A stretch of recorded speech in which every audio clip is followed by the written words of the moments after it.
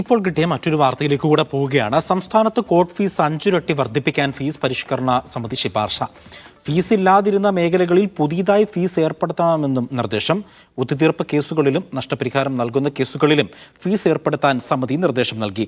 മുൻകൂർ ജാമ്യാപേക്ഷകൾക്ക് മേലും ഫീസ് ഏർപ്പെടുത്താൻ ശുപാർശയുണ്ട്. വിവരങ്ങൾ ആഷിക്ക് പങ്കുവെക്കും. ആഷിക്ക്, ഈ കോർട്ട് ഫീ വർദ്ധിപ്പിക്കുന്നതിലൂടെ സാധാരണക്കാരെ സംബന്ധിച്ചിടത്തോളം അത് വലിയൊരു തിരിച്ചടി തന്നെയാണ്.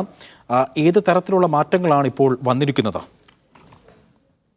23-24 വർഷത്തെ ബജറ്റിലാണ് ധനമന്ത്രി കോർട്ട് ഫീസ് വർദ്ധിപ്പിക്കുന്നതുമായി ബന്ധപ്പെട്ട ചില ആലോചനകൾ മുന്നോട്ട് വയ്ക്കുന്നത്. അതുമായി ബന്ധപ്പെട്ടാണ് ജസ്റ്റിസ് വി.കെ. മോഹനനെ ചുമതലപ്പെടുത്തിക്കൊണ്ട് പ്രത്യേക സമിതി ഈ വിഷയം പഠിക്കാൻ ചുമതലപ്പെടുത്തുന്നത്. തുടർന്ന് ഈ കമ്മിറ്റി ഇപ്പോൾ പഠിച്ച് തയ്യാറാക്കിയിരിക്കുന്ന നിർദ്ദേശങ്ങളിലാണ് കോർട്ട് ഫീസ് ഇനത്തിൽ 5 ഇരട്ടിയോളം വർധനവ് നിർദ്ദേശിച്ചിട്ടുള്ളത്. ഇന്ന് ധനവകുപ്പിന് കൈമാറിയ റിപ്പോർട്ടിൻ പ്രകാരം നിലവിൽ ഉള്ള മേഖലകളെ കൂടാതെ പുതുതായി ചില മേഖലകളിൽ കൂടി ഈ കോർട്ട് ഫീസ് ഏർപ്പെടുത്താനും നിർദ്ദേശിക്കുന്നുണ്ട്.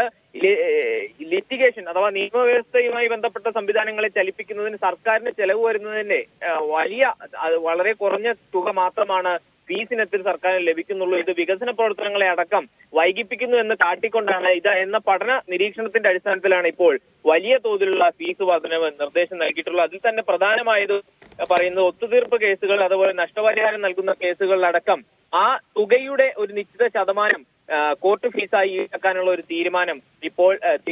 നിർദ്ദേശം ഈ സമിതി ഇപ്പോൾ സമർപ്പിക്കുന്നത്. കൂടാതെ മുൻകൂർ ജാമ്യ അപേക്ഷകളിലും ഇത്തരത്തിൽ ഫീസ് ഈടാക്കാൻ വേണ്ടി ഈ കമ്മിറ്റി ശുപാർശ ചെയ്തിട്ടുണ്ട് എന്നുള്ളതാണ്. അവസാനമായി കോർട്ട് ഫീസിൽ നവീകരണം നടന്ന 2003-ലാണ്. 20 വർഷത്തിന് ശേഷമാണ് കോർട്ട് ഫീസ് വർദ്ധിപ്പിക്കുന്നത് എന്ന വിശദീകരണം കൂടി ഈ കമ്മിറ്റി ചൂണ്ടിക്കാണിക്കുന്നുണ്ട് ഈ നിർദ്ദേശത്തിൽ. ഏതായാലും ഇപ്പോൾ സമർപ്പിച്ചിരിക്കുന്ന നിർദ്ദേശങ്ങളുടെ അടിസ്ഥാനത്തിൽ സർക്കാരും ധനകാര്യ വകുപ്പുമായിരിക്കും അവസാന തീരുമാനമെടുക്കേണ്ടത്. പുതുതായി വലിയ വർധനവ് ഈ കോർട്ട് ഫീസ് ഇനത്തിൽ ഏർപ്പെടുത്തിയാൽ അത് നിയമവ്യവസ്ഥയോട് ഇടപെടേണ്ടി വരുമ്പോൾ സാധാരണക്കാർക്കടക്കം വലിയ പ്രതിസന്ധി ഉണ്ടാകും. അതേസമയം ഈ കമ്മിറ്റി മാധ്യമങ്ങളെ കണ്ട് സംസാരിക്കവേ സാധാരണക്കാരെ ബാധിക്കുന്ന തരത്തിലല്ല പുതിയ വർധനവ് എന്ന രീതിയിലുള്ള ഒരു പ്രതികരണം കമ്മിറ്റിയുടെ ഭാഗത്തുനിന്ന് ഉണ്ടാകുന്നുണ്ട്. കൂടാതെ സാമ്പത്തികമായി പിന്നോക്കം നിൽക്കുന്നവർക്കും ട്രാൻസ്ജെൻഡർ വനിത അടക്കമുള്ള വിഭാഗങ്ങൾക്കും ഈ കോർട്ട് ഫീസ് ഇനത്തിൽ പ്രത്യേക ഇളവ് നൽകാനുള്ള നിർദ്ദേശവും കമ്മിറ്റി ധനവകുപ്പിന് സമർപ്പിച്ചിട്ടുണ്ട് എന്നും പറയുന്നുണ്ട്. ഏതായാലും ഈ ശുപാർശകൾ അടങ്ങുന്ന പ്രത്യേക റിപ്പോർട്ട് ധനവകുപ്പിന്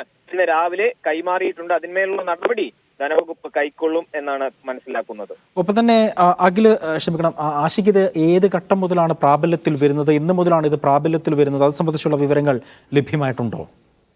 നിലവിൽ ഇതുമായി ബന്ധപ്പെട്ട് പഠിക്കാൻ വേണ്ടി സർക്കാർ ചുമതലപ്പെടുത്തിയിരിക്കുന്ന കമ്മിറ്റിയാണ് ശുപാർശകളാണ് സമർപ്പിച്ചിട്ടുള്ളത്. ഈ ശുപാർശകളെ സ്വീകരിച്ച് അതിന്റെ മറ്റു കാര്യങ്ങൾ കൂടി പരിശോധിച്ച ശേഷമായിരിക്കും ധനവകുപ്പും നിയമവകുപ്പും കൂടി ചേർന്നായിരിക്കും അതിലൊരു അന്തിമ തീരുമാനമെടുക്കേണ്ടത്. നിലവിലുള്ള നിർദ്ദേശങ്ങളുടെ അടിസ്ഥാനത്തിൽ ഒരു തീരുമാനമെടുക്കേണ്ടത് സർക്കാരാണ്. സർക്കാരിന്റെ നയപരമായ കൂടി ഈ തീരുമാനങ്ങൾ കൂടി അതിന്റെ ഭാഗമായി ഉണ്ടാകും. ഏതായാലും ഇപ്പോഴുള്ള നിർദ്ദേശങ്ങളിൽ ഏറ്റവും പ്രധാനപ്പെട്ടത് നിലവിൽ നിലനിൽക്കുന്ന കോർട്ട് ഫീസ് ഇനം 20 വർഷത്തിന് ശേഷം 5 ഇരട്ടിയോളം വർദ്ധിപ്പിക്കാനാണ് തീരുമാനിച്ചിരിക്കുന്നത്. പുതുതായി ചില മേഖലകളിൽ കൂടി പുതിയ കോർട്ട് ഫീസ് ഏർപ്പെടുത്താനും നിർദ്ദേശമുണ്ട്. ശരി, ആഷിക്കാണ് വിവരങ്ങൾ പങ്കുവച്ചത് തിരുവനന്തപുരത്ത് നിന്നും.